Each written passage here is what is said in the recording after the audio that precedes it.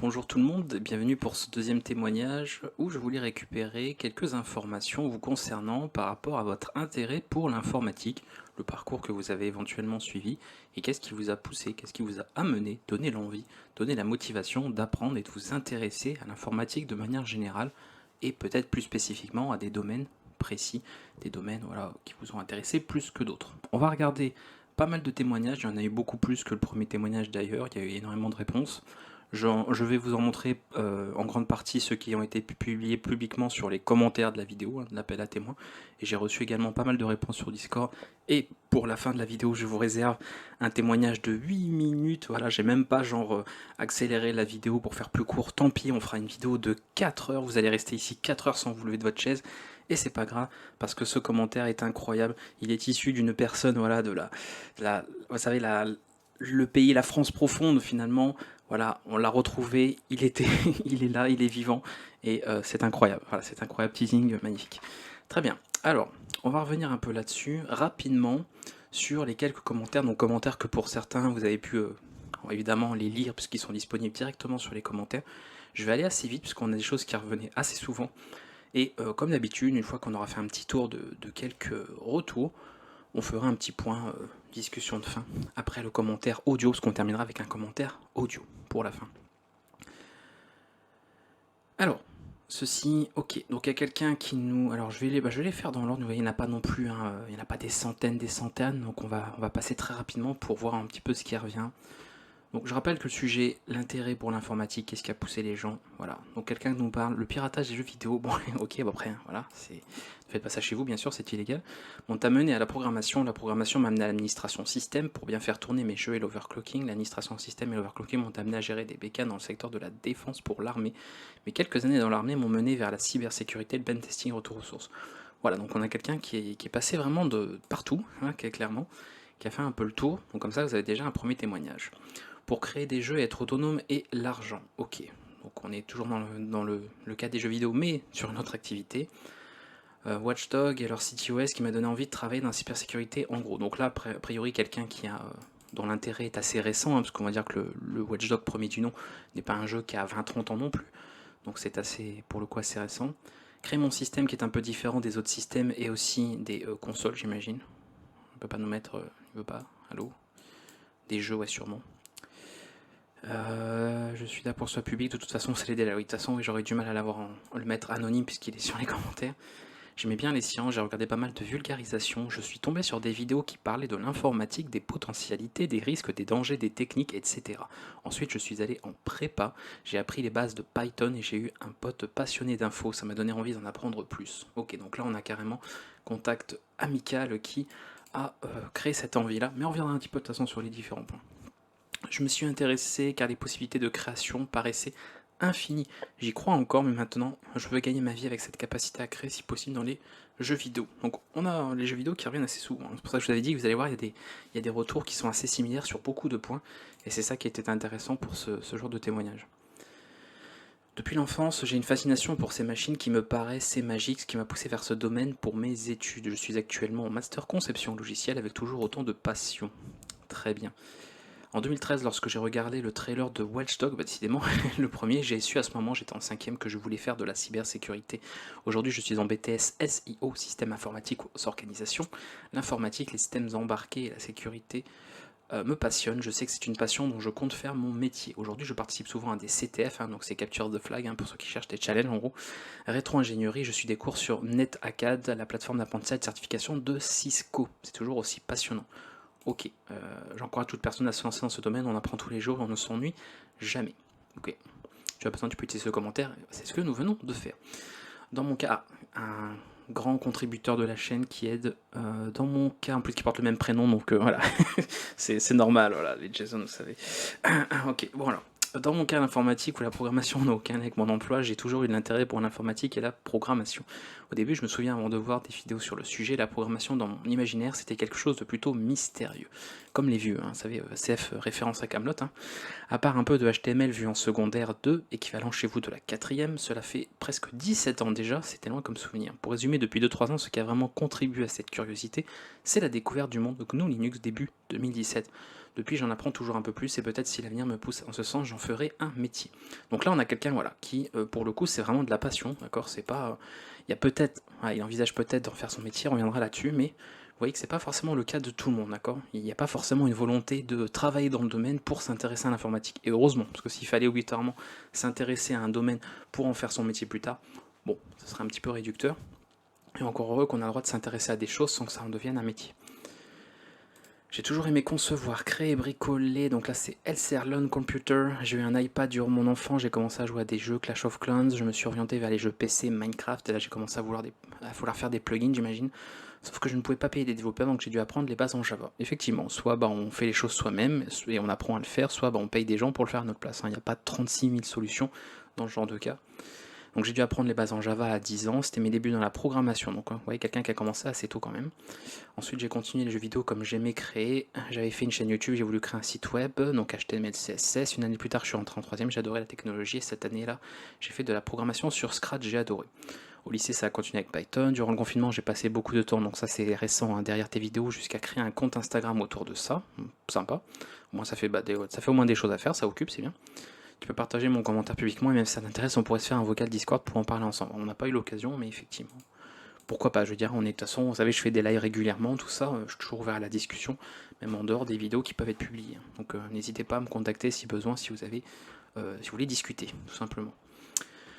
Le professeur Steve, c'est l'amour de la technologie qui m'a amené à rejoindre ta communauté. Ça remonte il y a un an, je ne sais pas par où commencer. Un jour, en faisant des recherches, je suis tombé sur ta vidéo en C, celle qui parle de structure. C'est là que je me suis formé sur le C, je progresse parfaitement bien. Ça va en tout cas, je me laisse toujours guider par tes conseils. Bah écoute, j'espère que ça fonctionne de ce côté-là. Du coup, bon, je vois ce qui t'a donné envie. C'est grâce aux jeux vidéo que j'ai une grande passion pour l'informatique, donc à nouveau les jeux. Après j'ai commencé à découvrir certains domaines de l'info comme le hacking, ma plus grande passion, ensuite la programmation. Après les études, je pense en faire mon métier si le destin me le permet. Ok. Donc je vais aller assez vite, hein. De toute façon, il n'y a pas énormément de messages. Je voulais pas spécialement en passer beaucoup là, sur cette vidéo. Je suis jeune diplômé. Ok, donc là on n'a pas quelqu'un en études. En robotique et automatique. Problème, je ne sais pas un grand fan de l'automatisme aujourd'hui en Europe et surtout en France. La partie hardware n'offre pas beaucoup d'emplois à l'instar de la partie software. C'est vrai que c'est un peu plus compliqué, il faut chercher un peu plus. J'ai toujours trouvé l'informatique très intéressant. J'ai adoré faire mes propres projets en école. Je trouvais le cours un peu trop random et pour rentrer dans le timing d'une école généraliste, c'était trop rush. Les bases n'étant pas solides, je me suis découragé, je me suis dit pas grave, j'adore le hardware. Aujourd'hui, je regrette de ne pas m'y être attardé plus que ça m'occupe. Depuis que j'ai commencé, je trouve ça super intéressant. Arduino, puis maintenant C++, je pense que ça me permettait de concevoir mes propres machines. Toujours, pardon. Oh, excusez-moi. Toujours eu envie de monter ma boîte, ça m'a fait tousser, hein, c'est comme la compote. Toujours eu envie de monter ma boîte et je me dis également que connaître les deux côtés, à la fois le hardware et le software, quelques années d'expérience soft, j'espère. Donc oui, de pouvoir associer un peu les deux pour faire une activité, quoi. Permettra de créer une équipe compétente, passionnée, et de comprendre les difficultés de tout le monde. Puis le codage, il n'y a pas à dire, mais ça réjouit tellement de pouvoir donner vie à la machine de ses rêves. Alors, il y en a plein qui ne partageraient pas ton avis, mais effectivement, je suis un peu comme ça. Moi, j'aime le codage. C'est ça qu'il y a des gens pour qui le codage est une corvée, en fait. Hein, où on est devenu une. Personnellement, même après plusieurs années à faire de la prog, je continue d'aimer, en fait, programmer. Voilà, j'espère que ça durera, personnellement, mais on verra. Je voulais d'abord créer des jeux vidéo, ensuite après avoir appris Python sur ta chaîne, je me suis dit que j'allais faire des mods sur Minecraft, donc c'est principalement Java j'imagine, voilà, j'ai donc appris Java, l'envie de faire mes propres jeux est revenue, et je me suis mis au C pour voir un nouveau langage.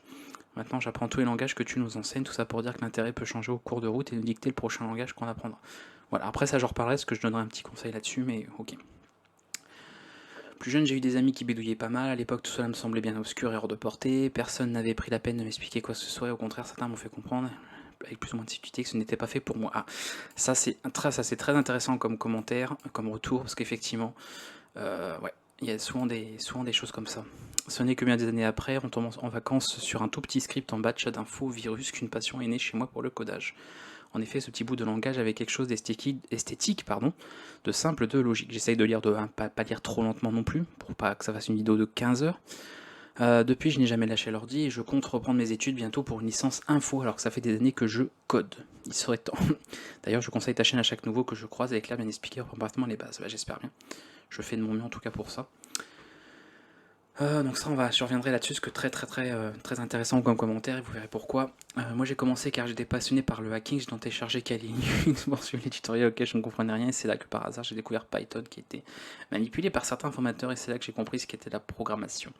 J'ai donc essayé de suivre des formations sur le Python, je pense même que j'ai dû regarder la tienne car j'en ai regardé pas mal. Petit à petit je commençais à comprendre l'immense potentiel de ce domaine, j'ai ensuite créé mes premiers sites internet, applis, etc. J'ai appris qu'il y avait une école de programmation vraiment proche de chez moi et je m'y suis inscrit à 23 ans, alors que je pensais que je n'aurais jamais un diplôme supérieur dans ma vie. Je suis maintenant très proche de l'obtenir et lire la suite. Mon Dieu, quel plaisir de faire enfin ce que j'aime. En tout cas, merci, car c'est aussi grâce aux gens comme toi qui partagent leur savoir sur internet gratuitement que ce genre de choses peut arriver. Eh bien, je te remercie également. Alors dommage, il nous a pas donné, j'aurais dû effectivement penser à le donner, mais j'ai essayé de pas non plus tout lire en avance, de garder certains commentaires aussi. J'ai plus, on va dire, lu en diagonale, donc j'ai loupé ce détail, parce que sinon je lui aurais demandé dans quelle école. Alors j'ose peut-être dire qu'il s'agit de 42, au pire tu nous le diras, hein, Laurent, dans les commentaires, parce qu'a priori c'est peut-être une école comme ça, ou peut-être une école qui a rien à voir avec 42, hein, c'est tout à fait possible. D'ailleurs je vois qu'il y a eu des messages. Est-ce que quelqu'un a pas... Non, quelqu'un qui a mis passionnant, mais il n'y a pas... D'accord. Je pensais que quelqu'un aurait posé la question à ma place, mais non. Perso, c'est le JV donc jeu vidéo, qui m'a donné envie de me lancer, et aussi de la curiosité, très important. J'ai toujours aimé faire des jeux d'horreur, mais c'était sur des petits moteurs. Puis j'ai vu Unreal Engine et que l'on pouvait faire des scripts en C++, et ça m'a motivé à me lancer dans la prog. Je ne regrette pas, je n'en suis qu'aux bases, et plus j'en apprends, plus ça me passionne et me motive, et j'ai envie d'en faire mon métier.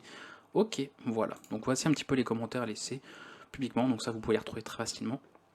Et je vais passer maintenant aux commentaires qu'on m'a envoyés sur Discord, que je peux rediffuser, et on gardera ensuite les choses pour la fin. Donc de Scal, j'ai actuellement 16 ans, 17 ans, en quelques semaines, je compte devenir ingénieur en informatique depuis mes 12 ans. Donc ouais, il y a la motivation est là, hein. Pour commencer, j'ai vu durant toute mon enfance ces ordinateurs comme des étranges boîtes noires magiques qui font des centaines de milliers de calculs par seconde. Je n'arrivais pas à comprendre comment ils fonctionnent, mais de nature curieuse, cela m'a toujours fasciné. Je ne sais pas exactement comment je me suis vraiment intéressé à l'informatique, mais je me souviens d'un souvenir de quand j'avais 12 ans. Ma soeur me demande ce que je voulais faire plus tard, je lui réponds je ne sais pas vraiment, mais j'aimerais être dans l'informatique. 2 ans plus tard, j'ai appris le langage C, on m'a conseillé celui-là, j'avais l'ambition de mieux comprendre le fonctionnement des ordinateurs et de créer toutes sortes de programmes cool, notamment des jeux vidéo de plateforme en 2D, des compresseurs de fichiers, des gestionnaires de mots de passe, etc. Plus j'apprends en informatique, plus je me sens ignorant tout en me passionnant plus dans le domaine. Si je devais dresser mon historique, le voici. Donc fin 2017, apprentissage du C. Ensuite, il y a eu début de conception de programmes en IA, dont un qui joue aux puissance 4 et apprend de lui-même jusqu'à devenir un bata pour un humain. 2019, création d'un prototype d'un jeu de plateforme en 2D, que j'ai présenté durant l'oral du brevet. J'ai eu 100 sur 100, bah bravo à toi. Novembre 2019, apprentissage dans le web, donc HTML, CSS, JavaScript, de faire des sites web qui m'ont servi comme CV. Ok, je faisais cela pour m'amuser essentiellement. Janvier-mars 2020, création d'un éditeur de niveau performant pour mon jeu de plateforme en 2D, pas mal. Ça, au moins tu fais quelque chose qui sert en plus à un projet déjà conçu, donc c'était sympa. Avril 2020, création d'un programme calculant les impôts sur le revenu, pas mal. Juin 2020, apprentissage C++, tous mes programmes par la suite seront en C++, je l'ai fait dans le but de découvrir la programmation orientée objet. Ok. Création d'un jeu de type RPG en mode console, comme à l'époque des années 70, il fut assez complet. Pour la première fois, des amis m'aidèrent dans mon projet, ce qui permet d'avoir un feedback, ça c'est bien aussi, de trouver un petit groupe. Création d'un programme réalisant la physique d'une corde tendue de manière réaliste, comme une corde de guitare, ok. J'apprends le Java ensuite, donc depuis janvier dernier, avec ton tuto passage, puisque je commence à m'intéresser au développement mobile sur Android. Je compte faire un programme qui surveille les repas que mange l'utilisateur pour lui apporter des conseils diététiques. Je développe aussi en parallèle un jeu de type Snake en C++ que j'ai terminé il y a quelques jours. Concernant mon futur parcours, je dois admettre que j'essaierai d'être à tout prix dans, par ordre décroissant, une école d'ingénieur en informatique post-bac, si possible publique, DUT informatique qui se transformera en DUT en BUT, ouais, c'est ça, plus master informatique ou école d'ingénieur, licence plus master en informatique. Ok. Je ne souhaite pas une prépa dont les matières proposées sont générales. Je souhaite plonger dans le domaine de l'informatique. Dès ma première année, je vise de longues études, au minimum bac plus 5. Une fois que j'aurai eu mes diplômes, je verrai avec mon humeur si je me lancerai pour avoir un doctorat en informatique. Bah pourquoi pas. Il faudra voir évidemment à ce moment-là si c'est pertinent pour toi et utile. Le domaine de la robotique me passionne énormément. Quand je regarde des vidéos de Boston Dynamics, je suis tout simplement bluffé. Je tiens aussi à dire que les personnes mineures qui sont stagènes sont d'une grande curiosité. Je les encourage à continuer leur projet. Puisque s'ils souhaitent s'orienter dans le domaine de l'informatique, leurs projets ne peuvent être que bénéfiques pour plus tard. Effectivement, et ça on va en reparler aussi. Sirasan. Donc Sirasan, pareil, quelqu'un qui suit régulièrement ce que je fais, qui est là sur les lives, tout ça, donc ça fait plaisir d'avoir un petit retour aussi. J'ai toujours été intéressé par la technologie, mais malheureusement j'ai découvert Internet avec un grand retard. Je pensais qu'il fallait connaître l'électronique pour faire des jeux, des robots, sûrement parce que j'avais tendance à ouvrir tout ce qui m'attirait ma curiosité, c'est seulement à 17 ans, j'imagine, que je me suis intéressé à la conception de jeux vidéo. J'avais téléchargé Unity et je me suis vite rendu compte que je devais apprendre un langage de programmation, je ne connaissais rien d'informatique, je n'avais pas l'habitude d'utiliser l'ordinateur convenablement. Mon PC était devenu une console de jeux vidéo, une machine à écrire quand je essayais d'apprendre. J'avais demandé à quelqu'un qui avait fait des études en informatique, il m'a raconté des histoires du genre, le langage Python est difficile à apprendre, il faut connaître les mathématiques, et comme je me débrouillais en mathématiques, j'ai décidé de me lancer, j'ai trouvé le tutoriel vraiment bizarre, où on parle d'implication au lieu de vous expliquer simplement les structures conditionnelles. J'ai persévéré, je suis tombé sur des sites comme Code Combat, puis commencé avec Open Classroom jusqu'au jour où j'ai découvert formation vidéo au début. C'était pas facile, je voulais apprendre le C, mais je ne savais pas qu'il fallait télécharger MixGW avant d'essayer de compiler, puis j'ai essayé d'apprendre le langage Python, même si pour moi il était difficile, et c'est comme ça que j'ai appris. Je suis tombé amoureux de l'informatique en général, aujourd'hui j'ai encore beaucoup à apprendre. Vous pouvez vous dire merci, bah de rien. Effectivement, oui, de toute façon on a toujours plein de choses à apprendre, mais je vois un peu ton parcours, parce que forcément je l'ai plus ou moins suivi. On voyait un peu les commentaires que tu laissais, tout ça. Donc j'avais un petit retour aussi là-dessus. Dorian, après avoir vu ta vidéo en tant qu'appel témoin, je viens raconter mon parcours et comment j'ai eu la passion pour l'informatique. Je m'appelle Dorian, j'ai 19 ans, je suis en deuxième année de bac en sécurité informatique, les systèmes belges, donc qui est sûrement un peu différent que le système français, effectivement.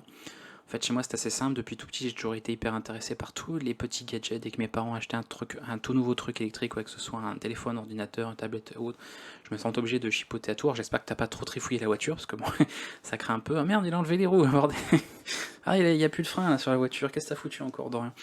Bref, je n'étais pas quelqu'un qui lisait beaucoup, mais pour ce genre de produit, il m'arrivait souvent de lire carrément tout le manuel d'utilisation, parce que je trouvais cela intéressant. Ok. Au début de mes études, je faisais un peu comme tout le monde, des maths avec un peu de science, j'avais très peu de cours d'informatique, mais j'adorais ces cours-là. Mes parents ont repris un hôtel-restaurant, j'ai quitté l'enseignement général à l'âge de 14 ans pour terminer mes études à Bruges, côté néerlandophone de Belgique, en hôtellerie jusqu'à mes 18 ans. Ah ouais, donc t'as fait changement de... On vient de bord, pour aider tes parents, quoi, j'imagine. Je n'aimais plus trop, je voulais juste terminer pour avoir mon diplôme et de pouvoir commencer des études supérieures en informatique. Ok. Je me suis inscrit en technologie de l'informatique dans une autre école à Namur, côté francophone de Belgique, mais je me suis orienté vers la section sécurité cette année. Me voilà donc en deuxième année de bachelor en sécurité info. Ok, ok, ok. On a quoi d'autre? Vosna. Alors, je vais le faire à partir, oui, parce qu'il y a quelqu'un qui n'avait pas pu, il fallait, je crois. Ah, peu importe, au moins c'est là. Comme laissé rapidement sur la page YouTube, j'ai commencé l'informatique, j'avais 8 ans, c'est-à-dire en 78 où j'ai appris le basique sur un TSR 80 modèle 1. Effectivement, le basique, hein, c'est un peu comme ça que j'ai découvert des premières lignes de code. C'est peut-être avec d'autres langages, mais je m'en souviens plus. En tout cas, je me souviens surtout du basique, effectivement, sur des magazines. Je ne rentrerai pas dans le détail, bien que l'histoire pourrait être fascinante au regard du contexte. J'ai toujours aimé l'informatique, je me suis dirigé après mon bac vers un DUT GE2, donc informatique industrielle, ou c'est plutôt II, 2I plutôt, parce que je trouvais séduisant de pouvoir associer l'informatique et l'électronique. Mon projet de fin d'année 91 était la communication entre deux PC par voie hertzienne, peut-être ça vous parle. Je vois, oui, je vois à peu près ce que c'est, oui. Après, bon, moi je suis né en 91, donc bon, j'étais pas là à ce moment-là, en tout cas, je venais d'arriver, je venais de pop. À l'époque, la communication réseau était réalisée par des câbles coaxiaux, effectivement. Je fais mon stage à l'hôpital où j'ai travaillé sur un analyseur d'urée en ligne. Je fais faire cours qui permettait d'évaluer la qualité des traitements des patients dialysés. J'étais fortement intéressé puisque transplanté rénal. Oh, ok, ok. Travailler sur une carte électronique, fabrication maison avec une puce C51, langage de programmation en C. Je m'étais initié en 90. J'ai toujours le livre en ma possession de Gérard Leblanc. Tout avait été conçu avec les moyens du bord. Fabrication d'une cuve, pouce seringue inversé pour récupérer les échantillons de dialysa effluents, etc. Il ne fallait pas manquer d'idées. En parallèle de tout cela, je vais dire de 78 à ce jour, j'avais acquis des machines telles que le Sinclair ZX81, ZX Spectrum, Auric One, Auric Atmos, Amstrad CPC, puis 6128. Alors je ne connais pas tous ces modèles-là, mais il y en a une grande quantité que je connais, voilà, que je n'ai pas spécialement utilisé, mais que je connais. Pour les 17 ans, date de ma première transplantation, puis une série de compatibles IBM Zenith Easy PC, évidemment, quand IBM a été implanté, avant qu'arrive Microsoft et fasse les filous avec eux. Puis des compatibles sans marque, 386 SX16, le 486 DX40, etc. Ok, donc t'as vraiment, voilà, t'as été vraiment un petit peu touche à tout à ce niveau-là, c'est moins qu'on puisse dire. toujours dans un délire de créer des programmes en vue de l'amélioration de la qualité des traitements, et du coup après mon master 2 en électronique, j'ai décidé de changer de voie et partir dans la médecine. J'ai continué dans l'informatique mais plus dans l'analyse des données médicales, et notamment sur les modèles physiologiques permettant de comprendre les fonctions de certaines cellules et organes. J'ai des publications sur PubMed dans ce domaine. Alors ça peut être intéressant, il y a peut-être des gens que ça intéressera. Pourquoi pas. Puis j'ai créé ma première entreprise dans le logiciel médical que j'ai revendu. Aujourd'hui, j'ai une entreprise qui travaille dans l'IoT des objets médicaux, Inomedis, incluant des modèles d'analyse IA pour la prévention des infarctus, des AVC, des syndromes inflammatoires. L'informatique a toujours été pour moi une source d'inspiration, de création et d'innovation associée à l'électronique. Aujourd'hui, c'est plus facile avec les Arduino et autres kits. Et à la médecine, l'informatique est un fabuleux terrain de jeu pour l'imagination et le développement de solutions qui peuvent aider les plus faibles. Et j'ai résumé car il y a beaucoup à dire, j'espère que ça sera intéressant pour vous. Alors, personnellement, j'ai trouvé ça très intéressant. Il y a plein de choses intéressantes, donc oui, complètement. Dernier point, j'aide également des startups dans le médical à optimiser leurs ressources et leurs idées afin qu'elles aboutissent à un succès. Ok, donc tu es un peu consultant en fait, si je comprends bien. Ok. Donc on reviendra sur tout ça, de toute façon, il y a plein de choses sur lesquelles revenir. Alors je commence, je me présente, je suis en L2 Info, donc en pleine formation, je sors d'un bac STI 2D, option SIN. Je dirais que la première fois je me suis vraiment intéressé à l'informatique et plus particulièrement à la programmation, c'était en seconde. Avant je m'amusais à faire quelques trucs pour impressionner les potes, rien de plus. J'ai commencé vraiment à coder en seconde en cours de maths, sur calculatrice en cours de maths, au grand désarroi de mon prof de maths. Désolé, sorry les profs de maths. Un peu plus tard, du coup, encouragé par mes amis, je passe en première STID option SIN. J'ai vraiment commencé à m'intéresser à la programmation. Pour l'anecdote, en terminale, on devait faire un projet, c'était de piloter une maison à distance. Et une fois pour déconner, car la connectique était variable, on a fait une vidéo où je reset l'écran en cognant la table avec la tête. Ah, d'accord. Arrivant à L1 Info, du coup, on a commencé à voir le C, ce qui est la base, même si avant on faisait du NXC avec des robots en Lego, je plaisante pas, tout à fait, c'est pas mal utilisé. D'ailleurs, c'est un moyen un peu moins cher quand même de faire de la robotique, de la mécanique, parce que si tu dois commencer à acheter des pièces en métal, tout ça, c'est pas le même prix que des Lego, même si les Lego sont là des données pour autant. Mais voilà, c'est quand même plus abordable. On a étudié en parallèle Unix, le shell, bash, HTML, CSS, de l'algo et de la base de données, mais sans coder. Ok.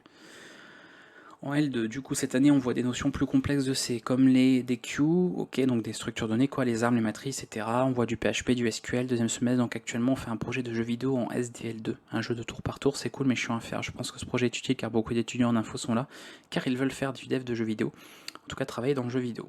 Ok. Alors, Mélissa, je crois que ce sera le dernier avant le commentaire audio, donc on verra ça. Alors, j'ai commencé à m'intéresser à l'informatique en général depuis très jeune, aux alentours des 10 ans. Je m'amusais à chercher des réglages sur le vieux PC de mes parents et j'ai très vite, à force de toucher à tout, atteint un niveau assez élevé pour mon âge, ce qui m'a valu beaucoup de reconnaissance. C'est tout d'abord cette reconnaissance qui m'a donné envie de travailler dans l'informatique. J'ai ensuite en 5ème découvert Scratch dans le cadre du collège et ça a été pour moi une véritable révélation. Je voyais tous les élèves qui galéraient pour faire un simple programme de jeu de balle et moi qui arrivais à rajouter des tonnes de fonctionnalités, de niveau au point d'en faire bouger Scratch, incapable de supporter ça. J'ai alors compris que ce qui m'intéressait le plus était le développement, j'ai donc commencé à suivre tes vidéos à mes 14 ans pour apprendre le Python et je me suis acheté des livres. J'ai fait un stage en 3ème dans une entreprise de maintenance informatique et j'ai alors découvert que mon sexe de femme allait être une barrière dans ma passion car mon patron me prenait toujours pour une débile qui ne connaissait rien. Ça c'est très intéressant d'avoir aussi ce genre de témoignage parce qu'on aura aussi des choses à dire là-dessus, effectivement. J'en étais où? Ici, petite anecdote qui m'a bien fait rire, il a un jour dit à un client qu'il avait un gros virus, qu'il était obligé de changer de PC, que ça allait coûter très cher, alors que ce gros virus était tout simplement une arnaque internet sur les sites de streaming. Le fait d'être stigmatisé par mon sexe m'a donné encore plus envie de réussir. Je suis actuellement en terminale et je vais rentrer dans une école informatique que j'ai volontairement choisie très générale, car même si c'est ce que j'adore le plus, le développement, j'ai envie de tout connaître. Ok, très bien. Pas mal de choses là-dessus. Et on terminera par un commentaire audio et après je ferai comme d'habitude petit commentaire en revenant sur certaines choses, tout ça, plein d'éléments, voilà.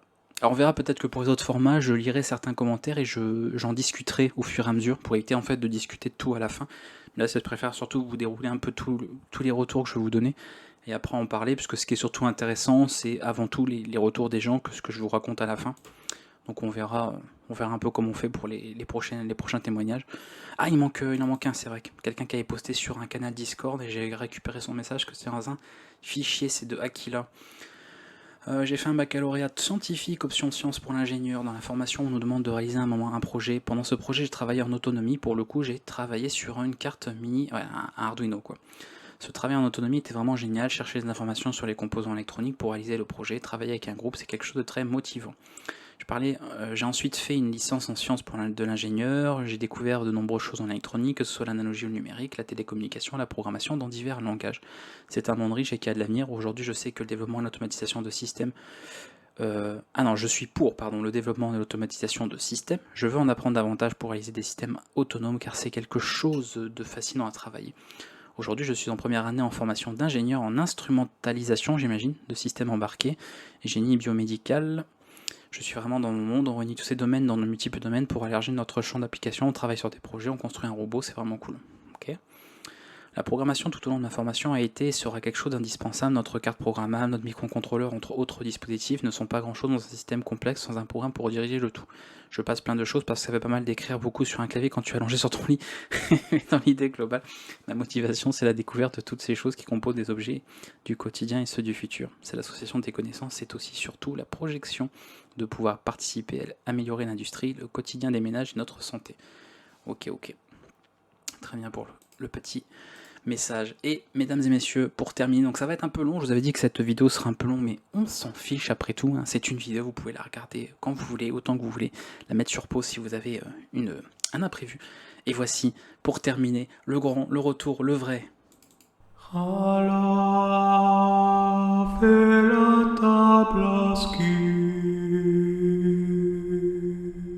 Je suis Sir Samuel du Discord. Je vais te répondre directement à ton appel à témoins. Ce qui m'a intéressé, enfin, dans l'informatique, hein, voilà, c'est pourquoi j'y suis, pourquoi je me suis intéressé à ce domaine, etc. Au sens général, hein, on va parler d'informatique au sens général. C'est tout simplement, fallait bien faire quelque chose, dans le sens où il y a des gens qui prennent, qui vont sortir dans la journée, des gens qui vont voir des amis, qui vont se mater un film Netflix, qui regardent les ch'tis à Mykonos quand ils rentrent de l'école. Bah moi, ça m'intéressait pas trop ce genre de truc, donc j'étais un mec qui rentrait chez lui, qui généralement jouait toute la journée, qui faisait pas vraiment quelque chose de productif. Et au bout d'un moment, tu sais, voilà quoi, t'as un peu marre de ça, voilà, et t'as pas forcément envie de regarder les émissions françaises ou quoi, et t'as pas forcément aussi la possibilité, car aussi très peu d'amis, faut le dire, pour sortir et faire des choses, je sais pas quoi, ce que les gens peuvent, ce que les gens normaux feraient. Du coup, bah, fallait bien faire quelque chose. Et comment dire, je regardais, mais de loin, les gens qui faisaient des vidéos de programmation sur Internet. C'était avec les micros qui grillaient, voilà, où il n'y avait pas d'intro, où c'était, ouais, bref, des vidéos qui datent de très longtemps, hein. Et donc je regardais ça de loin et puis je trouvais ça intéressant que des mecs arrivaient à être créatifs en tapant des lignes de code, hein, parce que moi j'ai peut-être toujours aimé vouloir créer des trucs, mais j'ai jamais été réellement créatif dans le sens où dans les dessins ou dans peut-être dans la littérature, non, j'ai jamais eu ce don-là. Et puis un jour, quand j'étais jeune, euh, j'ai vu un mec faire un logiciel de phishing sur YouTube en Visual Basic .NET. Puis je me suis dit, je vais regarder un cours en ligne. Voilà, je vais essayer de trouver un cours pour apprendre ce langage-là. Puis finalement, j'ai trouvé le site du zéro. Open Classroom aujourd'hui. Donc je te parle de ça, j'étais en sixième. Et j'ai commencé à lire le cours. J'ai relu plusieurs fois les chapitres parce que bon, je suis pas quelqu'un qui a été baigné dans les choses intellectuelles, hein. Je ne lisais pas autant de livres que je lis aujourd'hui. Voilà, j'étais quelqu'un qui lisait très peu. Pour te dire, hein, par exemple, je me souviens de cette anecdote-là. Quand on te dit de déclarer une variable en Visual Basic, hein, on te dit c'est le dim, le nom de la variable. Donc moi dans le cours que j'avais c'était ma variable as integer. Et ben quand je codais moi de mon côté, je mettais tout le temps le même nom de variable. Donc du coup voilà, c'est pour te dire à quel point j'avais pas le cerveau et les connexions neuronaux faites pour lire déjà, apprendre en lisant. Hein, bon, au fil du temps, à force de relire les premiers chapitres de ce cours, bah, j'ai commencé à comprendre. Et voilà, donc après, ben, je me suis intéressé à un autre langage. Je suis parti sur du C, sur le C, j'ai fait beaucoup. Euh, voilà, j'étais parti comme ça, hein. J'avais rien fait de concret en Visual Basic, mais je suis parti sur le C parce que le langage C, en fait, c'était un langage qui me plaisait à écrire, dans le sens où j'avais l'impression d'être un peu un pro, de savoir écrire du C et tout.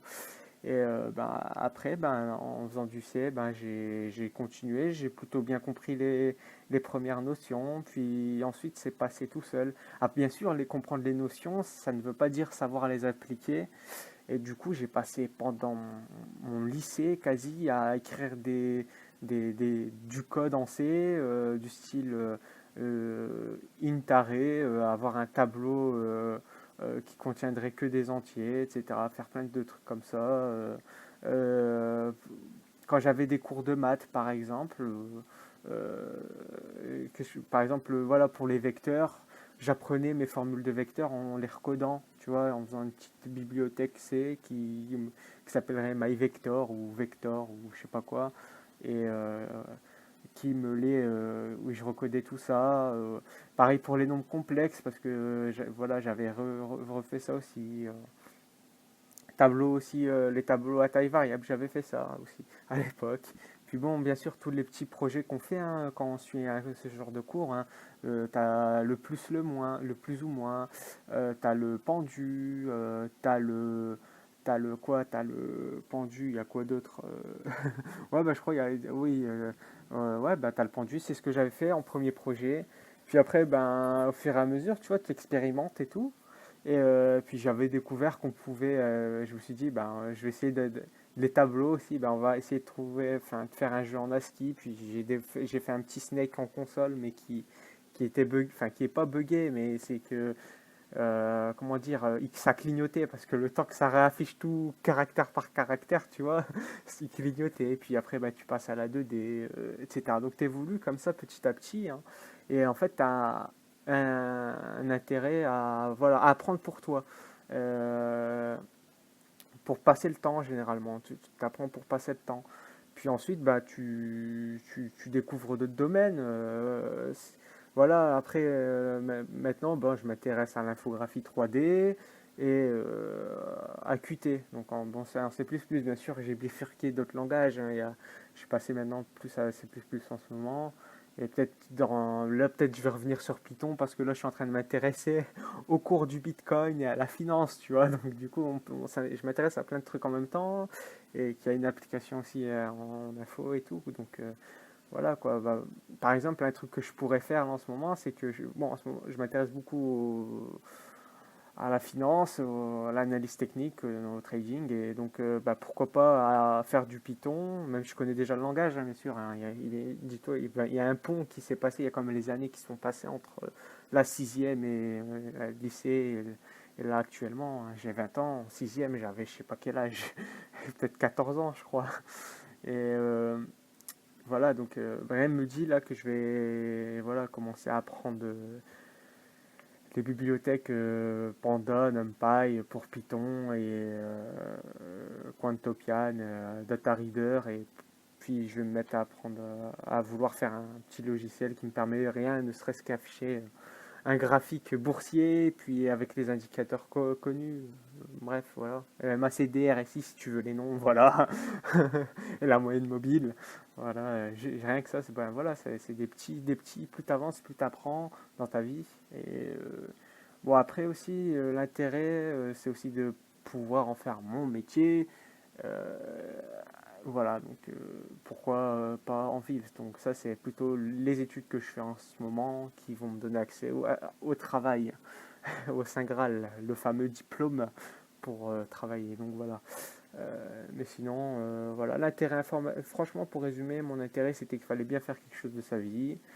Et voilà, fallait bien. Il y en a, ils sont intéressés par sortir, il y en a par d'autres choses, il y en a, voilà. Donc j'ai parlé longtemps, je te souhaite bonne journée. Et, si ça t'intéresse, je pourrais parler de l'appel à un témoin numéro un que j'ai pas fait, mais je pourrais t'en parler. Voilà. Ok, ok, bon. Très bien, donc j'ai pas coupé, hein, j'aurais pu, on a pu accélérer tout ça. Mais j'avais pas envie de couper, je voulais garder tout. Voilà, encore une fois, c'est une vidéo, vous avez bien le temps de la regarder, c'est pas un problème. Alors, on va résumer un petit peu globalement hein, des choses qui sont revenues. Je donnerai un peu j'ajouterai quelques commentaires là-dessus. Et après, on prendra quelques commentaires bien précis sur lesquels je voulais revenir. Parce qu'il y avait des choses importantes et peut-être des gens à qui on peut apporter quelques petites informations en plus, pourquoi pas. Alors, grosso modo, ce que vous avez remarqué, c'est qu'on a quand même de plus en plus, hein, on remarque, alors encore une fois, ce sont des témoignages, hein, ça n'a pas vocation par être déjà. On n'a pas la preuve que les témoignages sont vrais, hein, n'importe qui pourrait inventer un témoignage et dire bah voilà, c'est ma vie, en fait, pas du tout. Mais le plus important, c'est de voir en tout cas qu'est-ce qu'on constate de ces retours-là, c'est que l'informatique est de plus en plus omniprésente dans notre quotidien. C'est-à-dire qu'il y a une époque où effectivement on pouvait, euh, entre guillemets, faire le choix de ne pas faire d'informatique ou d'en faire, d'accord. Et on pouvait très bien avoir un quotidien sans être, ou en tout cas très très loin, éloigné de l'informatique, là où aujourd'hui, dans beaucoup de domaines, on est très vite quand même amené à tomber dans de l'informatique, s'y intéresser à minima, mais sans pour autant en faire un métier. Voilà, il y a des gens qui apprennent l'informatique, ou autre, c'est vraiment juste par curiosité, pour un besoin personnel, parfois, et pas toujours dans l'envie de bosser là-dessus et de faire des études là-dedans. Vous avez remarqué qu'il y a beaucoup de commentaires, et ça confirme aussi assez bien ce que ce que je reçois régulièrement aussi, des gens qui me contactent, c'est que c'est beaucoup de personnes intéressées un peu dès l'enfance, donc on a notamment le jeu vidéo, hein, si vous avez l'habitude d'être familier avec le jeu vidéo, c'est qu'il arrive à un point où des gens se posent plus seulement la question de je joue et tiens comment voilà simplement le jeu en lui-même mais plus les mécaniques autour du jeu et derrière le jeu, donc à ce côté de se dire mais comment ça fonctionne, parce que ok je peux déplacer un personnage, ok il y a de l'affichage, ok il y a de l'animation, mais qu'est-ce qu'il y a derrière tout ça, comme quelqu'un peut se poser la question de bon bah je prends une photo avec mon téléphone, mais qu'est-ce qu'une photo en fait, qu'est-ce qu'une image, et on peut tout à fait dans un autre domaine, l'infographie, l'illustration, se poser un peu les mêmes questions. Donc il y a vraiment ce côté où ça remonte pour beaucoup à assez loin, d'accord. Donc généralement beaucoup de gens à l'enfance, et après on a d'autres personnes selon les générations bien sûr, qui découvrent ça plus tard parce que notre quotidien encore une fois est de plus en plus noyé, ça c'est le terme, dans l'informatique. Voilà, même les métiers qui sont passés très très bien on va dire jusqu'à présent, aujourd'hui se retrouvent de toute façon à manipuler des outils informatiques, et forcément quand on baigne un petit peu dans cet environnement là, on a quand même plus de probabilité de s'y intéresser un jour ou l'autre, de se dire bah tiens, j'ai un ordinateur, j'utilise un ordinateur aujourd'hui, j'utilise un smartphone, on a des tablettes, on a tout un tas d'outils électroniques, d'outils informatiques qui nous entourent, et forcément dans le lot il y aura des gens pour se poser la question de mais comment ça fonctionne, et mieux encore, ça m'intéresse et j'ai envie de savoir comment ça fonctionne. Donc on a pas mal de gens comme ça, et le jeu vidéo, bah, comme c'est quelque chose qu'on retrouve beaucoup chez les jeunes, on va dire, forcément on a pas mal de gens qui se posent la question et où tout démarre de là, parce qu'on se dit bah, j'aime jouer aux jeux vidéo, et on peut découvrir plus tard, on aimerait, et plus encore, finalement, on crée. Voilà, il y a ce côté un peu créativité qu'on trouve vachement intéressant. Comme quand on est enfant, voilà, on peut aimer dessiner, on peut aimer fabriquer des choses, construire avec des Lego ou autre, et on a un peu ce côté-là qui, l'informatique est un peu une continuité. C'est-à-dire qu'on va le voir, c'est pas forcément l'activité, disons que si à 30 ans vous en êtes, même si ça a tendance à changer les mentalités aujourd'hui, mais à une époque déjà si vous jouiez aux jeux vidéo à 30 ans, voilà, vous passiez pour un gamin, clairement. Aujourd'hui c'est vrai que c'est plus le cas. On a pas mal de choses ont été déconstruites à ce niveau-là, pas mal de préjugés, et il y a eu pas mal de changements. On a eu aussi le cas des Lego. S'il y en a qui ont déjà joué aux Lego, parce que tout à l'heure quelqu'un en parlait, les Lego, les Playmobil, tout ça, jusqu'à présent c'était réservé aux enfants, d'accord. On parlait de jouer pour enfants, ça avait qu'un intérêt pour les enfants. Aujourd'hui il y a des adultes pour qui le Lego c'est une passion, que ce soit dans la construction de choses déjà faites ou de construire des modèles à partir de pièces prises comme ça, c'est-à-dire qu'ils achètent des pièces quelconques et ils construisent quelque chose complètement de leur tête, d'accord. C'est pas bon bah, ils ont acheté le vaisseau Star Wars et ils construisent le vaisseau Star Wars en suivant la notice. Bon, ça c'est une chose, mais il y a le côté créatif, on peut partir de plusieurs pièces différentes, on n'a pas de manuel et on construit quelque chose depuis sa tête, et on fabrique. Voilà, il y a une fabrication, il y a un côté créatif. Et forcément, bah, aujourd'hui, on va dire qu'en 2021, si tu as 30 ans et que tu fais du Lego ou même tu fais du Playmobil, ça c'est étonnant parce que le Playmobil c'est en train d'arriver de plus en plus aussi, mais on n'est plus trop dans l'optique de se dire « Ah, mais t'es un gamin, tu joues à des trucs de gamin ». Voilà, ça a changé un petit peu, ou les cartes Pokémon, hein, pour ceux qui connaissent, les cartes Yu-Gi-Oh! Pareil. Vous avez sûrement un jour entendu des gens vous dire « Oh, tu joues aux cartes Yu-Gi-Oh! T'es un gamin ». Aujourd'hui, on va quand même, il y a moins de chances qu'on vous sorte ce genre de réflexion si vous êtes un passionné de cartes à jouer, quelle qu'elle soit d'ailleurs, même Magic, hein, voilà. Moi, à mon époque, on jouait à Magic jusqu'à 15-16 ans. Après, quand tu joues à Magic à 18-20 ans, tu passais pour un gamin. Aujourd'hui, bon, voilà, je pense que les gens parmi vous qui sont passionnés par les jeux de cartes à jouer, vous avez vu comment que ça se passe dans les tournois, il n'y a pas que des enfants. Donc c'est plutôt rassurant et plutôt bien de voir ça. Et l'informatique, bah, c'est un peu pareil, c'est un peu une continuité de quand on est enfant, on se pose beaucoup de questions finalement sur le fonctionnement des choses, on a envie de savoir pourquoi. Et forcément, quand on grandit, on perd pas trop cela. Alors, on passe notre temps, vous savez, des gens, alors j'extrapole un peu, mais il y a des gens qui se posent la question du pourquoi la vie, pourquoi sommes-nous là, pourquoi ci, pourquoi ça, pourquoi nous fonctionnons de telle manière, pourquoi nous respirons, pourquoi, voilà. On pose plein de questions sur la nature, sur la vie, sur la santé, sur tout un tas de choses. Et il y a aussi un domaine où on se pose des questions bah, sur le fonctionnement même des outils qu'on utilise. Voilà, parce qu'il y a des gens qui ont fabriqué des outils, ok, et en tant qu'utilisateur, il y a des personnes parmi vous qui ne veulent plus être seulement des utilisateurs, mais veulent comprendre le fonctionnement de ces machines-là. Comme il y a des gens qui conduisent une voiture, puis un jour veulent savoir comment fonctionne une voiture. Ben là c'est pareil, un ordinateur, il y a un moment où on veut savoir comment ça fonctionne, un jeu vidéo on veut savoir comment ça a été programmé, une photo on veut savoir comment ça a été créé, un dessin, une illustration, peu importe. Et on travaille dans ces choses-là. Donc c'est un peu une continuité de l'enfance, quelque part, où on va se poser ces questions-là et se mettre en fait à trouver ces réponses-là. Et automatiquement, on arrivera dans des domaines de la programmation, la sécurité informatique, puisque maintenant ça couvre un peu tout. Voilà, c'est pour les gens qui payent des impôts, maintenant vous devez passer en ligne. Pour toutes les démarches administratives, de plus en plus on travaille par des outils en ligne. Il y a beaucoup maintenant d'organismes qui vous contactent principalement par email plutôt que par un courrier. Voilà, ça se fait de moins en moins et ça va plus mal quelque part. Voilà, il y a du bon et du mauvais dans tout, mais il y a des changements qui se font. Donc on remarque beaucoup ce genre de changement-là.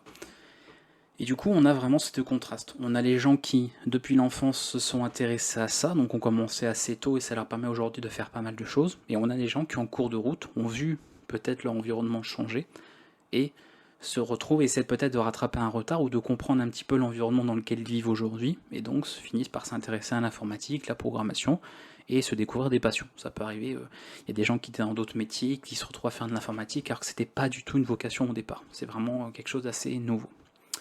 Voilà, donc pour ce petit point-là, je voulais en parler un petit peu parce que je trouvais ça intéressant. Et il y avait quelques témoignages sur lesquels j'aimerais revenir, et puis on terminera la vidéo avec ça, simplement. Je vais apporter quelques commentaires sur certains points qui me semblaient intéressants.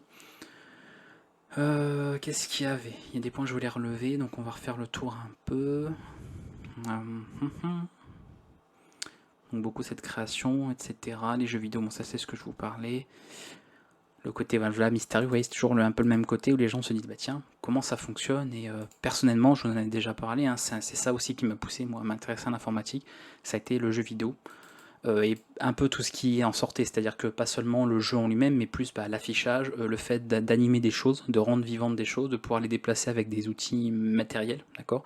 Et par exemple du son, voilà. Une Game Boy qui produisait du son à l'époque, voilà, quand j'étais tout petit, je trouvais ça incroyable et je voulais savoir comment je pouvais à partir d'une boîte en plastique avoir des sons voilà, qui sortaient d'enceintes, sans forcément savoir que ça s'appelait des enceintes à l'époque, forcément, et de me dire, ben voilà, on a un son qui est produit, on l'entend, on a quelque chose on a du son qui est produit à partir d'une boîte en plastique, et forcément je voulais comprendre comment tout cela fonctionnait. Donc comment on pouvait déplacer un petit bonhomme, qui de toute façon n'était que virtuel, mais le déplacement était effectif, d'accord. On appuyait sur des touches, et ça déplaçait réellement un personnage dans le jeu, donc je voulais comprendre un peu ça. Alors, qu'est-ce qui était... Je voulais relever, en cas de la robotique, bon ça c'est un petit peu dans l'air du temps aussi, de toute façon, hein, la robotique, le système médical, ça on reviendra aussi là-dessus. Il y avait plein d'idées Minecraft ou autres. Il y avait un point, quelqu'un qui me parlait... Ah oui, il y avait quelqu'un, très rapidement, j'ai peut-être pas le nom ici, mais en fait quelqu'un qui parlait du fait que, à l'époque, quand il avait commencé à s'intéresser à l'informatique, on lui avait dit qu'en gros, c'était pas pour lui. Voilà, ça c'est une remarque que j'ai souvent entendue. hop, j'ai pas coupé la vidéo, hein, c'est bon. Voilà, des gens qui vous disent, non, en fait, c'est pas fait pour toi.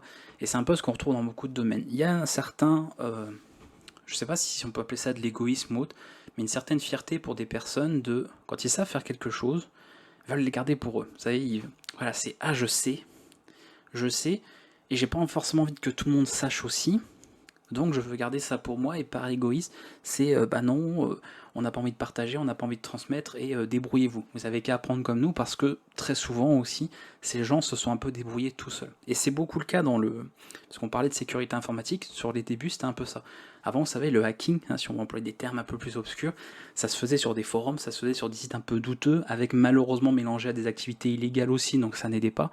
Et bah, quand quelqu'un voulait s'intéresser à ce genre de domaine-là, il était pris de très très haut par des gens qui se disaient experts hein, dans le domaine et te disaient qu'en gros ils t'aideraient pas, que c'était un petit peu, c'est pas sectaire, mais ça faisait vraiment très groupe caché, secret, où les gens se connaissent entre eux, connaissent à peu près voilà leurs compétences, leurs connaissances, et sont pas pour autant là pour partager les choses. Ils aiment bien se montrer, ils aiment bien forcément montrer ce qu'ils sont capables de faire, ce qu'ils font.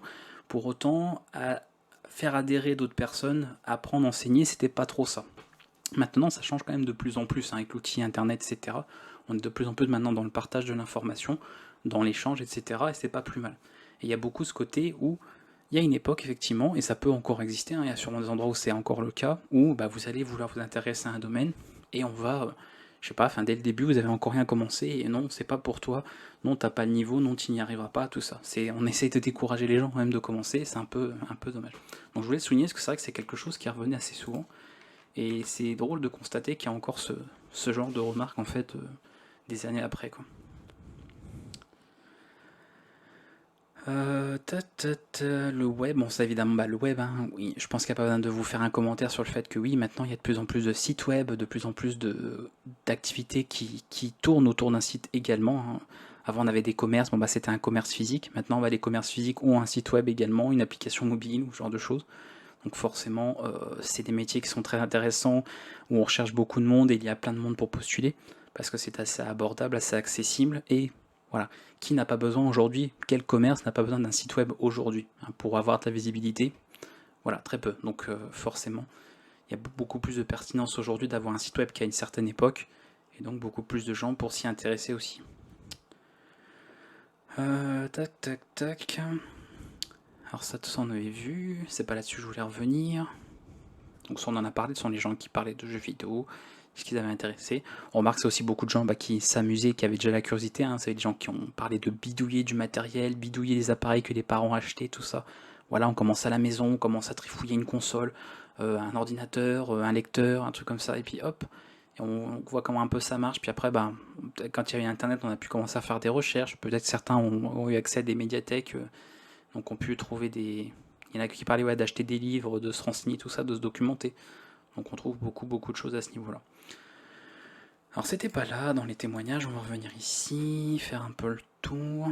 Donc là on avait eu tout l'historique. Donc là c'était lié à la robotique.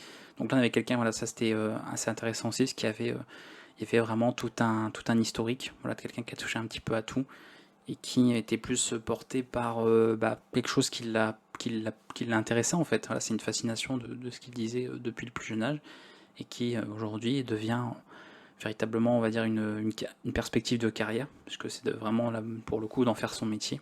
Et évidemment, il y a beaucoup de gens pour qui, après, bah, quitte à avoir une passion, quitte à avoir quelque chose qui nous plaît, bah, si on peut en plus en faire son métier, c'est plutôt intéressant aussi. Voilà, simplement parce que je pense que je vous apprends rien non plus.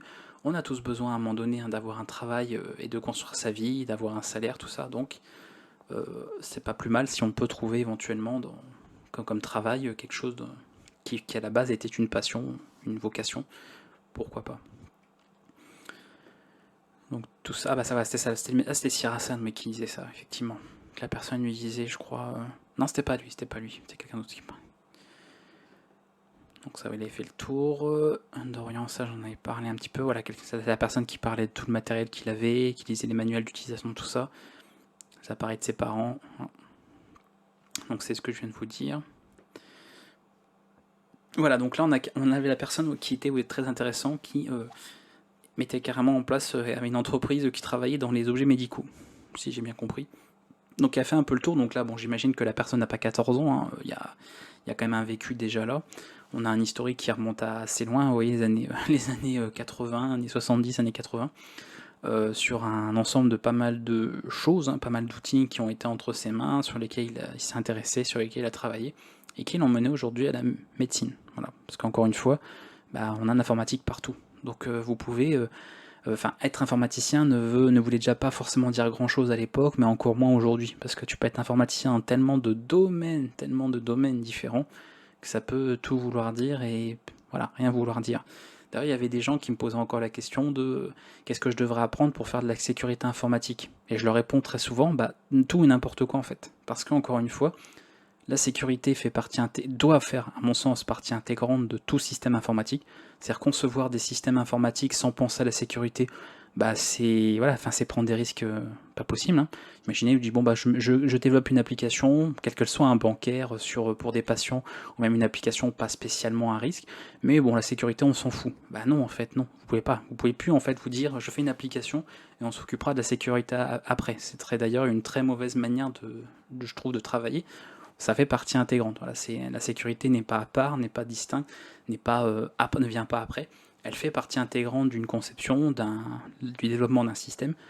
Et automatiquement, bah, comme on retrouve ça de plus en plus partout, bah forcément la sécurité informatique, il y a tout un tas de domaines qui peuvent vous servir. Voilà. Avoir des connaissances dans les systèmes médicaux quand on fait de l'informatique, quand on veut bosser en sécurité informatique, ce n'est pas de trop, ce n'est pas handicapant. C'est toujours des plus, que ce soit en termes de connaissances ou de compétences, qui peuvent vous servir.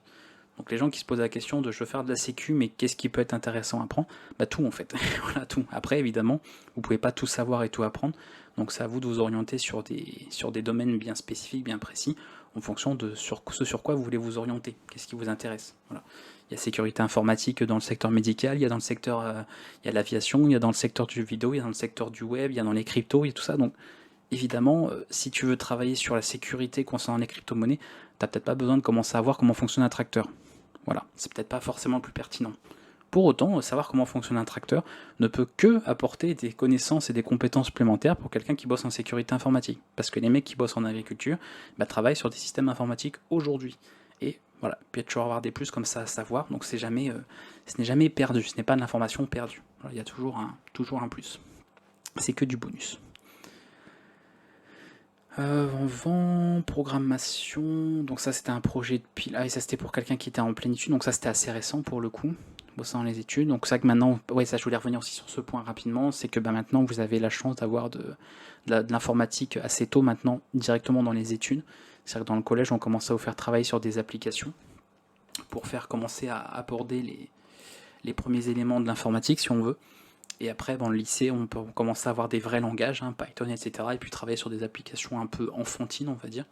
Et puis par la suite, ça peut vous donner envie de partir sur des études supérieures, en fonction bien sûr de ce que vous voulez faire et pour vous spécialiser un peu plus. C'est quand même le but à ce niveau-là. Donc ça c'est pas mal, parce que dites-vous qu'à une époque, il n'y avait pas ça. Tu ne faisais pas d'informatique avant d'arriver dans les études supérieures. Donc jusqu'au bac, t'avais pas. Voilà, tu faisais de la physique, de la chimie, de l'SVT, l'histoire géo, et après éventuellement tu partais en informatique. Donc fallait faire avec ça. Et pour terminer, voilà, mais ici en plus c'était avant le message audio, c'était le dernier commentaire, donc très intéressant. Donc oui, le côté de les femmes dans l'informatique, voilà, les femmes dans pas mal de domaines, voilà, qui étaient quand même plus comment dire, qui attiraient plus les hommes, voilà, clairement. Je veux dire, l'informatique de manière générale, avant, ça intéressait beaucoup plus d'hommes au départ, quoi qu'on en dise. Donc forcément, c'est devenu, vous savez, après vous avez un domaine qui intéresse des hommes, donc des hommes s'y intéressent, donc tout cela se crée autour d'un environnement entouré d'hommes, et forcément c'est compliqué après pour une femme, quelques femmes, de s'y intéresser aussi et de se sentir à leur place, parce qu'on crée aussi beaucoup de préjugés derrière, comme il peut y avoir dans le sport, comme il peut y avoir dans d'autres domaines. Parce que dites-vous, et on en parlait tout à l'heure, je vous parlais du domaine du hacking, hein, sur les forums, où quand tu étais un noob, un débutant, quelqu'un qui n'y connaissait rien, tu étais pris de haut, tu étais pris comme quelqu'un d'incompétent qui n'y arriverait jamais. Ça veut dire que on a quand même affaire à des gens qui ont des connaissances, hein, on ne remet pas en question leurs connaissances, leurs compétences, mais on oublié a priori qu'ils ont commencé comme tout le monde, c'est-à-dire sans aucune connaissance et compétence. On a l'impression que ce sont des gens qui sont nés avec toutes leurs connaissances déjà comme ça, acquises, et du coup se refusent à à ce que d'autres personnes y adhèrent en disant non, non, toi t'es nul, moi, c'est moi qui suis l'expert, toi tu sais pas faire, et comme si en fait eux n'avaient jamais eu besoin d'apprendre, vous n'étiez jamais parti de rien. Alors imaginez maintenant, donc ça déjà voilà, c'était quelque chose que subissaient des hommes, voilà, de la part d'autres hommes, et maintenant imaginez ce quotidien qui avait ce côté de préjugé de c'est un métier pour les hommes, donc forcément à l'époque où on mettait les femmes à l'informatique, compliqué. Mais il faudrait peut-être rappeler aussi à ces personnes, dans l'histoire de l'informatique, il y a pas mal de femmes qui ont largement fait leurs preuves et qui ont montré, et il n'y a pas besoin d'en dire plus, que les femmes ont tout aussi leur place que les hommes en informatique, il n'y a pas de problème à ce niveau-là. Autant sur les côtés physiques, sur les compétences physiques, on est obligé biologiquement de faire des séparations entre les hommes et les femmes. Dans le sport par exemple, on ne fait pas forcément de mixité partout, parce que on estime, et c'est pas à moi de vous prouver pourquoi, mais on estime que les femmes ont une certaine physiologie que les hommes ont aussi, c'est des choses différentes. Donc on peut pas par exemple faire affronter en boxe une femme contre un homme, ou au tennis faire forcément des mixtes partout. Voilà, il y a malheureusement, après on peut trouver ça malheureux ou pas, un sport, des groupes de sport pour les hommes et pour les femmes. Il y a le tennis pour les hommes, le tennis pour les femmes, le foot homme, le foot femme. Mais en informatique, le choix de se dire il faut différencier les deux se pose beaucoup moins, il n'y a aucun problème à avoir de la mixité à ce niveau-là. Donc c'est bien d'avoir ce genre de commentaires, ce genre de retour, parce que oui, en 2021, il y a encore ce problème-là de ne pas forcément être vu à ta juste valeur, et forcément, quand on fait une distinction, que des gens font une distinction entre les hommes et les femmes en informatique, ou quoi que ce soit, ça va être compliqué de donner envie à des personnes de s'y mettre. Voilà. Et c'est bien qu'il y ait maintenant le côté un peu apprentissage, on va dire, internet, l'apprentissage à distance, tout ça, où on va être moins regardant sur ce que les gens sont, et on va plus s'intéresser sur ce que les gens font. Et c'est un peu le cas partout. Il y a peut-être des gens parmi vous qui n'étaient pas forcément très sociables, qui avaient du mal à communiquer en société auprès de gens, qui étaient peut-être critiqués, peut-être moqués par certaines personnes à l'école, etc., et qui ont pu trouver une échappatoire sur Internet, parce que vous communiquez avec des gens qui n'étaient pas là pour juger votre physique, pour juger ce que vous êtes, ce que vous aimez, ce que vous n'aimez pas. Juste, vous partagez des passions communes, des intérêts communs, et les gens, sans même vous parler de vous juger, vous apprécient ou non pour ça. Voilà. Et on a une personne A, vous voyez, sans dire que c'est un homme, une femme, les origines, on s'en fout, la religion, tout ça, il y a une personne A, une personne B, ils aiment tous les deux la même chose, ils se retrouvent dans un environnement, un site, un forum, maintenant un Discord, n'importe quoi, autour de cette même passion, ce même intérêt commun, et ils peuvent échanger, ils peuvent apprendre les uns des autres, et il n'y a plus ce côté de « Ah, toi t'es une femme, donc t'es pas capable de... Ah, toi t'es ci, donc t'es pas capable de... Ah, toi t'es un débutant, donc tu sauras pas. » Voilà, il n'y a plus ce côté-là, et ça a pas mal aidé, mine de rien, des gens à communiquer comme ça, à ne plus être vus que par, encore une fois, ce qu'ils sont, leur apparence, etc., mais plus par ce qu'ils aiment, ce qu'ils apprécient, ce qu'ils ont envie d'apprendre, et je pense que ça a pas mal aidé. Mais c'est vrai qu'au niveau des écoles, tout ça, il y a encore un petit effort. Voilà. Même si les écoles, évidemment, elles accueillent, les universités accueillent des filles et tout ça en informatique, il n'y a pas de problème. Mais pour avoir été dans des études en informatique, et même pour les retours que je vois encore, c'est vrai qu'il y a encore un souci à ce niveau-là, où on a tendance à ne pas reconnaître les capacités des femmes, en fait, en informatique. Et c'est un gros problème. Voilà. Si on doit citer un nom, je vous citerai Madame Ada. Voilà, cherchez Ada, A-D-A. Regardez un peu ce que cette dame a fait. Alors, ce n'est pas une seule parmi des milliers d'hommes. Il y a plusieurs femmes en informatique qui sont largement plus douées que beaucoup d'hommes qui se croient très compétents dans le domaine. Voilà, et ça c'est un nom de personne qui, sans elle, en fait, l'informatique ne serait pas ce qu'il est aujourd'hui, clairement. Et il y en a plein d'autres. Et je vous parle que de l'informatique, on ne parle même pas d'autres domaines scientifiques, techniques, artistiques, tout ça. Juste cette personne-là. Regardez un peu ce qu'a fait cette Madame Ada, vous verrez un peu. Et que, effectivement, s'il n'y avait pas eu ses travaux, s'il n'y avait pas eu ses recherches, s'il n'y avait pas eu tout ce qu'elle a fait, en fait, tout son apport de compétences et de services qu'elle a rendu, on n'aurait pas l'informatique d'aujourd'hui, très certainement. Donc il manquerait en tout cas beaucoup de choses, et ça poserait pas mal de problèmes dans le ferroviaire, dans beaucoup de secteurs de métiers, où sans ces travaux-là, voilà, je vous laisserai de toute façon faire vos recherches, vous trouverez pas mal d'informations. Donc évidemment, on espère que ceci changera un peu, et forcément, c'est bien aussi, et c'est un peu le cas de Mélissa, en plus d'avoir trouvé cette passion-là, parce que ça a commencé comme ça, c'est-à-dire comme elle l'explique justement, je vais revenir sur le message, ça commence effectivement de cette passion, cette envie pour l'informatique, et puis elle se retrouve ensuite confrontée à la réalité des choses, où elle découvre, elle constate. On ne dit pas que c'est forcément vrai à 100%, fois 100%, on ne peut pas généraliser, de toute façon, tout n'est pas comme ça. Tous les hommes ne rabaissent pas les femmes en informatique, c'est pas vrai, mais on ne peut pas dire qu'il n'y en a pas du tout qui rabaissent les femmes. Voilà. Il y en a forcément, il y a des cons partout, vous le savez, c'est comme ça, c'est malheureux, mais il faut faire avec. Donc elle s'est rendue compte, elle s'est retrouvée confrontée à ça, et en plus de cette passion qu'elle a, il y a aussi un besoin de reconnaissance, de se dire, en fait, on s'en fout que je sois une femme, quoi, en gros. On s'en fout que je sois une femme, on s'en fout que je sois un homme. C'est, je m'intéresse à l'informatique et je suis tout aussi bien placé que vous pour m'y intéresser, pour pratiquer, pour bosser dans ce domaine et être aussi compétent que vous. Voilà, il n'y a pas de, on s'en fiche en fait du profil de la personne en soi, quoi. C'est le domaine qui l'intéresse, elle est tout à même de travailler là-dedans comme n'importe qui d'autre. Donc c'est cool, c'est bien d'avoir cette motivation supplémentaire qui malheureusement ne devrait pas exister. Voilà, on ne devrait pas avoir un besoin de reconnaissance en tant que femme vis-à-vis des hommes dans un domaine. Voilà, parce que quelque part, bon, est-ce que les hommes ont déjà besoin d'une reconnaissance vis-à-vis des autres? Certains, forcément, on a besoin de se sentir estimé vis-à-vis des autres.